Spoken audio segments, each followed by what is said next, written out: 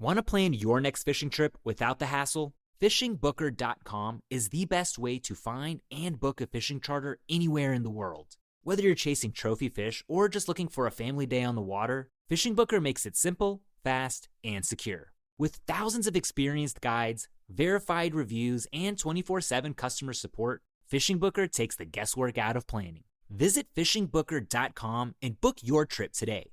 Fishing Booker. Fishing trips made easy.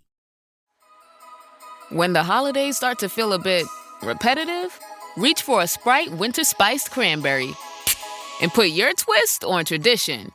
A bold cranberry and winter spice flavor fusion, Sprite Winter Spiced Cranberry is a refreshing way to shake things up this sipping season. And only for a limited time. Sprite. Obey your thirst.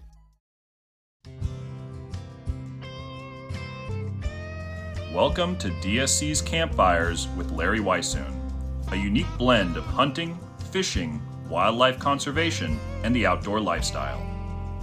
DSC's Campfires is brought to you by DSC, Conservation, Education, and Advocacy. Hornady, accurate, deadly, dependable. Taurus, award-winning revolvers and pistols. Stealth Vision, high-tech, precision-driven equipment for today's modern hunter. Red 55 Winery, signature wines from Emmy Award-winning country artist Miranda Lambert, owned by Rick and Beverly Lambert. And the Choctaw Hunting Lodge, home of some of the finest hunting in North America. Now, here's Larry. Christmas is a time of friends and family, and hope that you'll have the opportunity to have a very special Christmas this year with those who really care about you and those that you really care about as well too. Our family is going to be able to get together for a little bit. I think most everybody, my grandkids, I have 5 of them, and my daughters will hopefully be able to be around for a little while during Christmas. And I know that the outdoors is going to play very handily in some of that because if we don't go fishing one afternoon, if it happens to be very nice, we will try to probably go out to my little place and do some deer hunting, even though the chances of seeing a deer are not all that great, or the chances of taking a deer probably are even a little bit smaller than that. The property is not all that big, but it's been in our family for, way over 150 years. So just to kind of get out and be there during the Christmas time and crawl around some of those big oak trees that are absolutely huge. It takes about 3 or 4 of us to try to reach around them.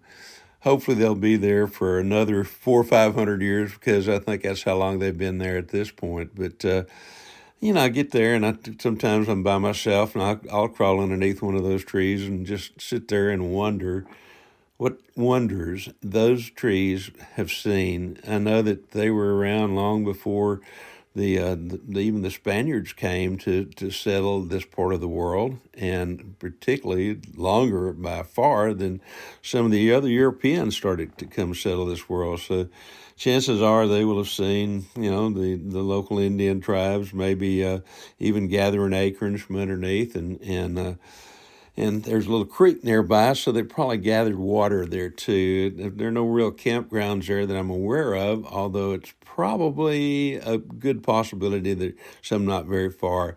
There's some old big flint hills not that terribly far from my little place, and those probably provided flint and chert for their arrowheads and the knives and the spear points and atlatl points and all those other things that they utilized to even scrape hides. Now, in years past, there is evidence that there were buffalo that came down as far as my little place is. Years ago, when I was a little kid, spent a lot of time down on Cummins Creek. Now, Cummins Creek is a creek that flows into the Colorado River. And the Colorado River in Texas, that is, about 80, 90 miles west of Houston. We had a particularly fair-sized flood. This is right after the drought broke in the 1950s. And while I was crawling around that creek and looking around, I found an old buffalo skull that no telling how long it had been there. No question about it being a buffalo either. It didn't belong to any kind of domestic cow or domestic bull. It was truly a buffalo. We had some people look at it, and they too confirmed it. unfortunately, over the years, that skull was lost and broken probably during the time when I was gone from home after I started going to college. And I'm sure my dad kind of looked at it and go, my gosh, what are we doing with this old skull here? We really don't need this anymore.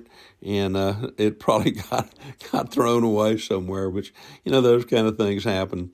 But with Christmas coming on, so many great memories of past Christmases with my family, and I'm sure with yours as well, too.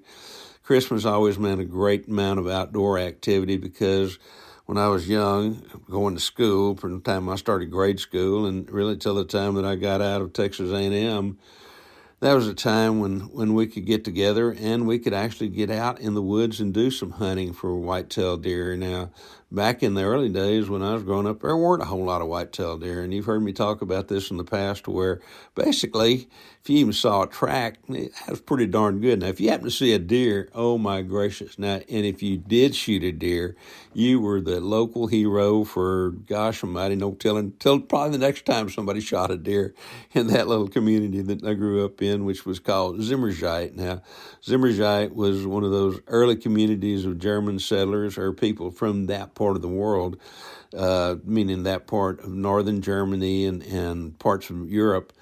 When we started doing some of the genealogy things for years, I thought, using DNA, I thought that I was probably a great percentage German. As I found out, there was a fair amount of Norwegian, Scandinavian, a little bit of German, a decent amount of Scottish and Irish, a little bit of Spain. And when you come right down to it, I suspect that many, many years ago, my ancestors were Vikings. And if you wonder how that Spanish blood got into it, it's back during the time probably when the Vikings raided all the way down to Spain, and they would, among other things, not just take all the goods that they could come up with. If they found any pretty women, I'm sure they picked them up and brought them back home as well, too. So I suspect one of my great, whatever removed grandmothers was probably a very attractive Spanish lady that one of those Viking ancestors brought home back with him when he returned back to Norway and that part of whatever part else was Scandinavia at that point. Great memories, telling stories. I grew up in an era when there was very little television, and I can remember sitting around, particularly as it approached Christmas, so it'd be a little cooler, and my granddad and his cohorts, some of those that were kin folks, and some of them we called Uncle so-and-so or Aunt so-and-so, even though there wasn't any blood kin there, but because of the proximity of where they lived to my grandparents, they were considered to be Uncle so-and-so or Aunt so-and-so. But I remember them telling stories about their Christmases and when they were tiny or young, and basically sometimes that meant getting a new pair of shoes, or it meant finally having an opportunity to have an orange or an apple or something like that was totally foreign from what their normal daily diets were. We've come a long way since then, and where Christmas is now so much more commercial in so many different ways. But Christmas, regardless whether it's commercial or not, is always truly, truly special, and a time that should be shared with close friends, with neighbors, with family. Family is so very important in our lives, and the older you get, I think the more important you realize how important family is to everything that we've done, everything that we do, and everything that we're going to do. There's opportunities, even with all the electronic things that we have these days, such as what I'm recording this podcast on, to sit down and tell some stories about your early days. And this is something that I would highly suggest that you do, as possibly as a Christmas present to those who follow you. Is you've got opportunity to take photographs. You can do all kinds of things like that compared to what it was like 50 years ago or 100 years ago. Tell those stories that you heard from your parents, from your grandparents, from your great-grandparents.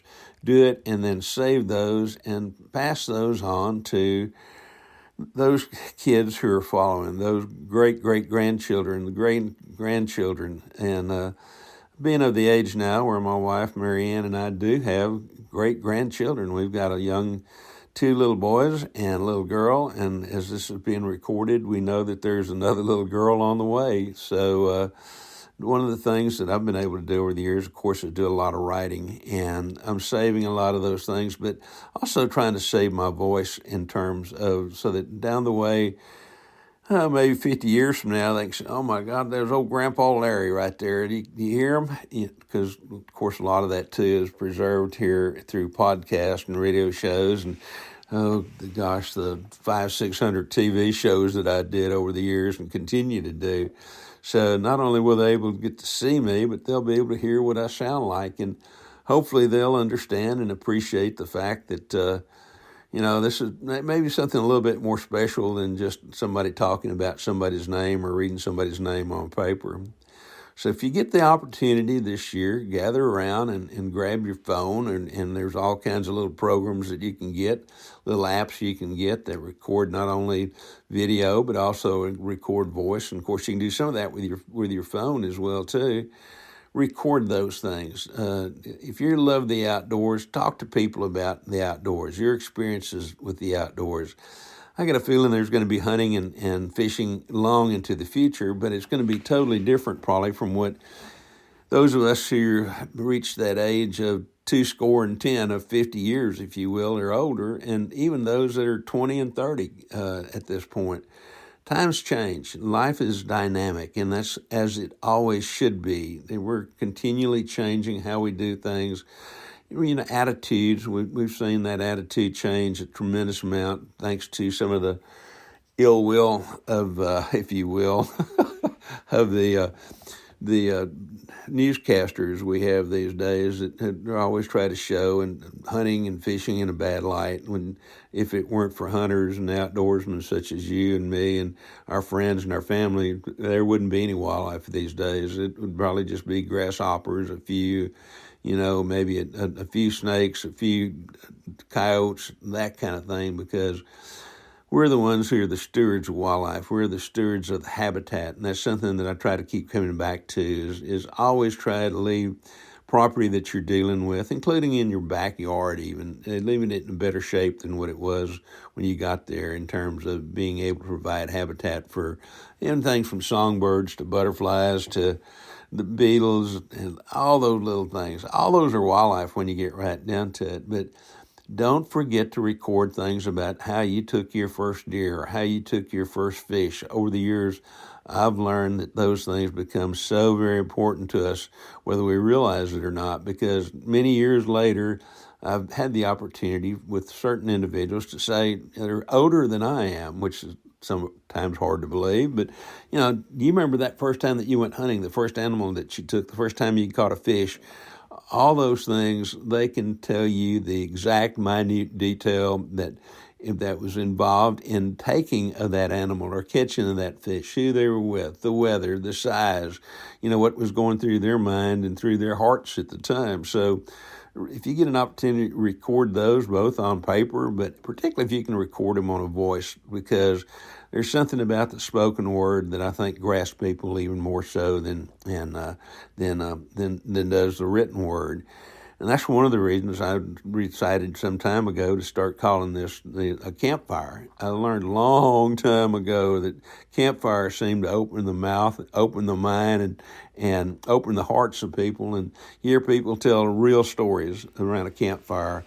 They talk about their likes and dislikes and their experiences and all those kind of things. And that's why campfires are so important. And hopefully during this Christmas week or Christmas holiday that we're approaching, you will have that opportunity to sit around a campfire and tell a few stories, maybe in a hunting camp, maybe in the backyard, or maybe just around the kitchen table or your family room, recalling great memories of hunts and fishing trips past, and telling stories about how your kids caught their first fish and helping them remember some of those very important times that y'all spent outdoors.